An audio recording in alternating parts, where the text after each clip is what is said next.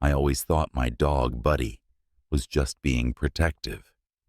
He was my best friend, my loyal golden retriever, who had been by my side for years. But then, something changed. Buddy started acting strange, and not in a way I could easily explain. He became obsessed with my wife, Lisa. At first it was little things, following her around the house, whining when she left, sitting next to her instead of me.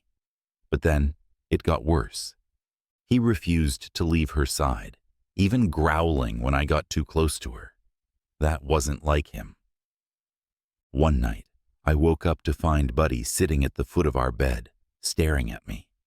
His eyes weren't filled with fear, but something else, something I didn't understand. It was as if he was trying to tell me something. I brushed it off, until the night he did something so out of character, I knew I couldn't ignore it anymore. He destroyed my work bag.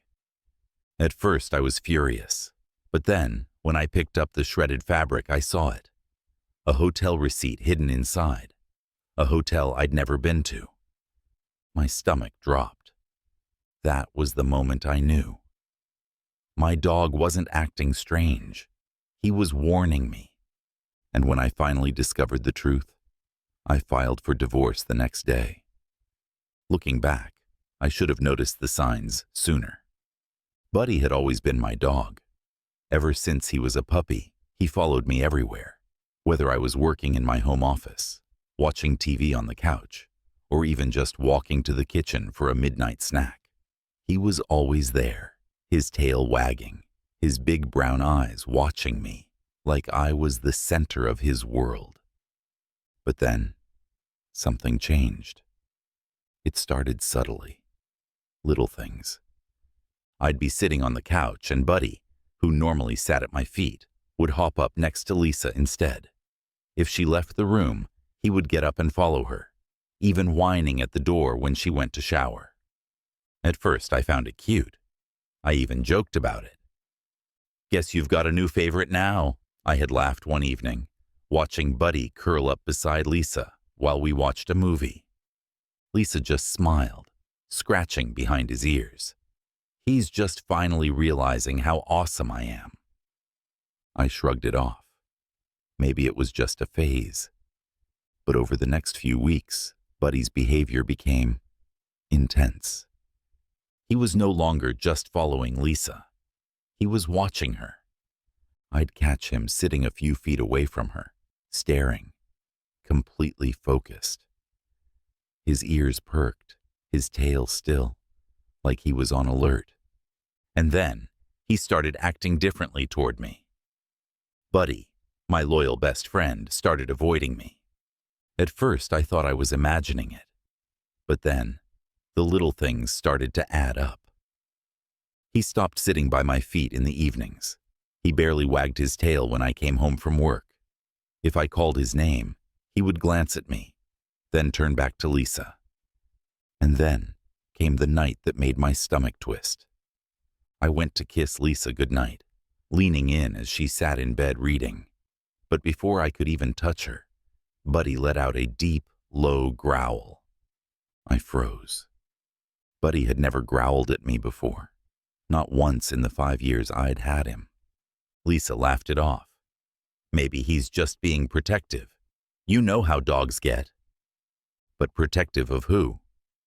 Lisa? From me? Something didn't feel right. And for the first time, I started to feel uneasy in my own home. At first, I convinced myself I was overthinking it. Dogs go through phases, right? Maybe Buddy was just in one of those weird moods. Maybe he was getting older. Or maybe Lisa had just been giving him more attention, and he liked the extra affection. But deep down, I knew. This wasn't normal. And then things got worse. Buddy stopped responding to me altogether. I would call his name, and he'd barely look at me. If I held out my hand to pet him, he would flinch slightly before walking away, like he didn't trust me anymore. That hurt. But the real breaking point came one evening when I came home from work. Normally, Buddy would run to the door to greet me. It was our little ritual, his tail wagging, him jumping up slightly, excited that I was home. But that night, when I stepped inside, Buddy didn't come running. Instead, I found him sitting in the hallway, staring at Lisa. His ears were perked, his eyes locked onto her as she stood in the kitchen. He wasn't wagging his tail. He wasn't relaxed. He was watching her, studying her. I set my bag down and tried to get his attention. "Hey, Bud," I called. Nothing. He didn't even glance at me.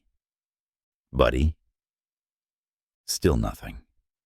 But when Lisa turned around and spoke, instant reaction. His ears twitched, his head tilted, and he immediately stood up and walked toward her, ignoring me completely. A weird feeling settled in my stomach. Why was he ignoring me, but so focused on her?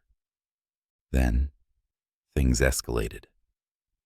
A few nights later, Lisa and I were sitting on the couch watching TV. I reached over to grab the blanket, and as I did, my arm lightly brushed against her leg. Buddy, who was lying on the floor nearby, immediately lifted his head. At first, I didn't think much of it, but when I shifted again, touching Lisa's leg a second time, Buddy growled.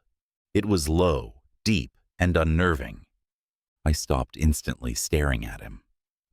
"Buddy," I said cautiously. His ears flattened slightly, his eyes locked onto me, his body tense. Lisa laughed, running a hand down his back. "Geez, Bud, relax." But he didn't relax. Not until I moved away from her. And when I did, he immediately laid his head back down, watching me from the corner of his eye. That was the moment I knew something was seriously wrong. Buddy wasn't acting jealous. He wasn't just being extra affectionate toward Lisa. He was protecting her. From me. But why? That night I couldn't sleep. I lay awake staring at the ceiling, replaying everything in my mind. Buddy's obsession with Lisa, his weird behavior, his change in loyalty, and then his warning, because that's what it felt like, a warning. At 2:30 a.m., I finally got up to grab some water. As I walked down the hallway, I noticed Buddy was sitting up in the corner of the bedroom, wide awake, watching me. That weird, unsettled feeling hit me again. I sighed, rubbing my temple. "What is it, boy?" He didn't move, just sat there, watching. I shook my head and started toward the kitchen, then stopped. Buddy was following me. His nails clicked against the hardwood floor as he trailed behind me, slow and deliberate. When I turned around, he stared straight into my eyes, and then he did something that made my blood run cold. He walked over to my work bag and started tearing it apart. I stood there frozen as I watched Buddy rip through my work bag. This wasn't like him. Buddy never destroyed things. Not my shoes, not the furniture, not even his own toys. But now, he was digging, pulling, shredding fabric apart like he was on a mission. "Buddy, stop it!" I rushed forward to pull him away, but he had already torn open the side pocket. And that's when I saw it. A small, crumpled piece of paper. Frowning, I bent down and picked it up. My stomach immediately dropped as my eyes scanned the words printed on it. It was a hotel receipt, a very recent one. And the worst part? Lisa's name was on it. I felt my hands shake as I stared at the paper. A hotel I had never been to. A charge under Lisa's name. A room booked for 2. My mind was racing. Could this be a mistake? A misunderstanding? Deep down, I already knew the answer. Buddy had known something was wrong.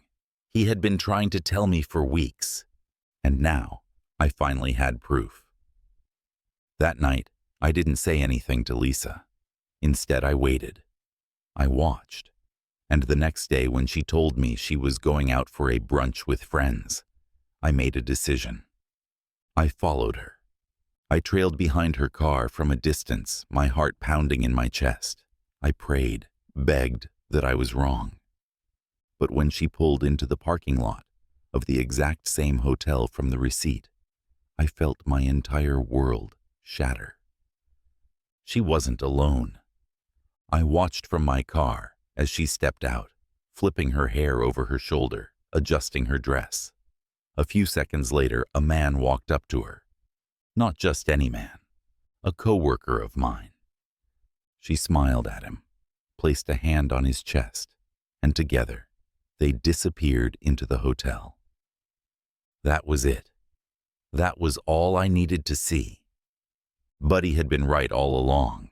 I didn't wait. I walked straight into the hotel, approached the front desk, and in the calmest voice I could muster asked, "Can you tell me which room Lisa, last name, is in?"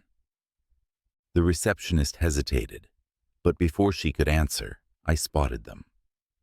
Lisa and her lover, standing by the elevator, completely oblivious to the fact that I was watching them.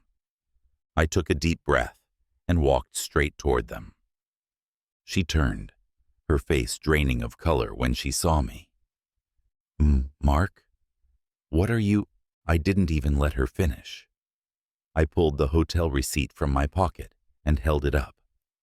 "I just came to say thank you." She blinked. "What?" I let out a cold laugh.